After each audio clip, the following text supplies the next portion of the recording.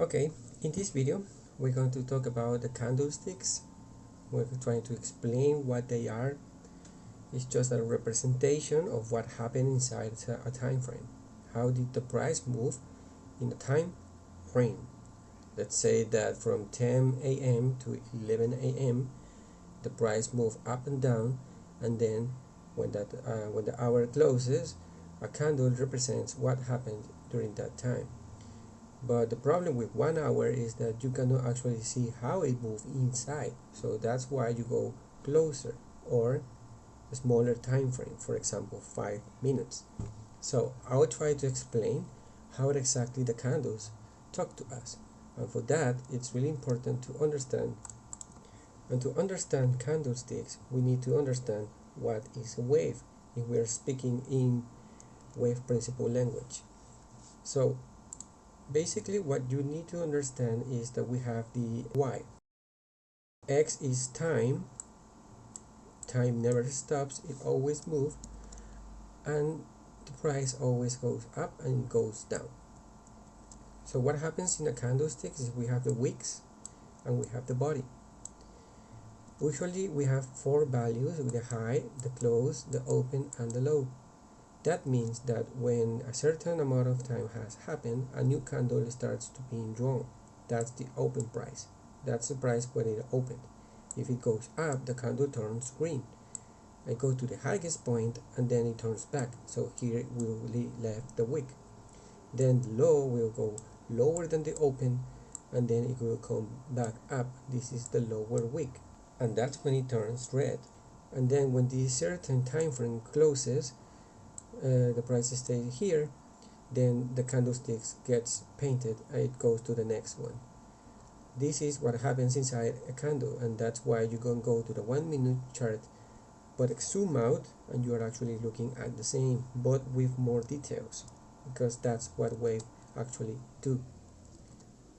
If we go back here to the basics of what wave is, it's an oscillation of ups and downs, and this is the way the things move in the universe. Nothing in the world is flat, it's always moving ups and downs. So this is something that we need to understand when we are looking at charts. So here we have an example of a chart that's moving every second. Each time a second ends, a candlestick gets drawn and it moves to the next one. As you can see here, after 1 second it goes to the next one, leaving behind a movement that is go up and downs, ups and downs, and this is the way the prices always move. And if you can see, it's not something linear, it's not something straight. So that's one of the main concepts that we need to understand when we are watching the charts, that nothing is constant, it's always changing. So what do we do with this information is that we can catch the trend when we are looking at it, because the candlestick movements are only giving us information of where the price is going. For example, here I see a movement going down, making a new low. So a lot of people think, well, maybe this is going to go up, but there's more selling pressure, so the price goes down again. And now you start notice like 1, 2, 3 lower lows, and then people may think, okay, there's not a lot of sellers, so more buyers go to the upside. But the problem here is that it didn't go very to the straight upward. So people here say, okay, I'm not going to sell this low, I'm going to sell here, and they start putting more sell pressure again until the price makes new lows. And that's the basics of candles. We need to understand this, that for example in 1 hour, let's say we see this candle here leaving a big wick behind, and we need to understand what happened inside of this. So we go to, for example, 15 minutes, and inside that candle we can see that the price moved 1, 2, 3, 4, 5 and then turn back down, making a new low. And this is something that people call patterns. There are patterns that help us understand when the price is going to change the trend. For example, in the bullish candlestick pattern, we see that the price goes down and then it goes up. And basically this can be happening in 1 hour, 1 daily, or 1 minute. The higher the time frame, the higher significance it has, because it has more range of movement in daily than in 1 minute. In 1 minute maybe it changes, but rapidly it goes back again, so it's not very significant. The second thing that you need to understand about this is that there are some kind of patterns that are actually indecision, where the price is not going up or going down, so they don't actually mean something. And the same goes for the bearish, it's going up and then goes down, and basically that's it. That's basically what you need to understand about the candlesticks.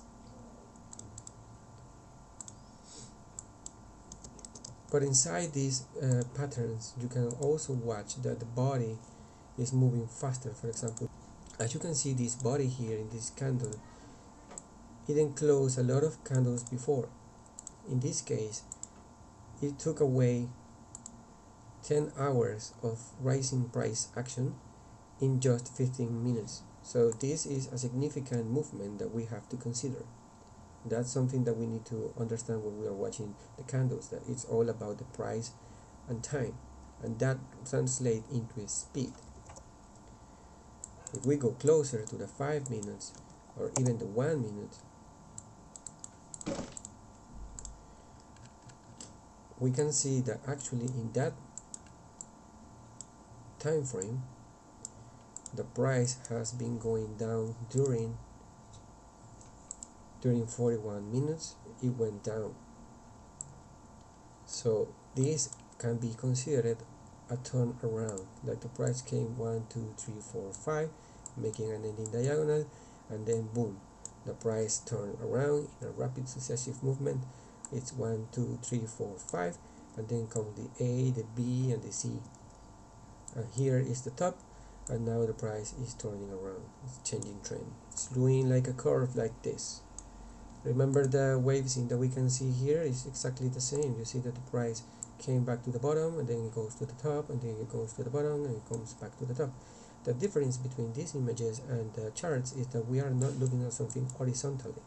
We are looking at things like this. It's always progressive. But in Elliott, in books, we talk about cycles. We talk about impulses and corrective phases. So the corrective phases are moving lateral, a little bit downward if we are going up, and a little bit upward if we are going down. But that means that movement is staying like lateral while the price is waiting for the next impulse. And when its impulse is happening, we see the same things, but like this. That's why we see diagonals like this, and then a corrective phase like this, and then a diagonal like this. Nothing is flat, everything is wave, and that's why it's called the wave principle, because we are studying the way that move the price, and that's what happens inside every candlestick.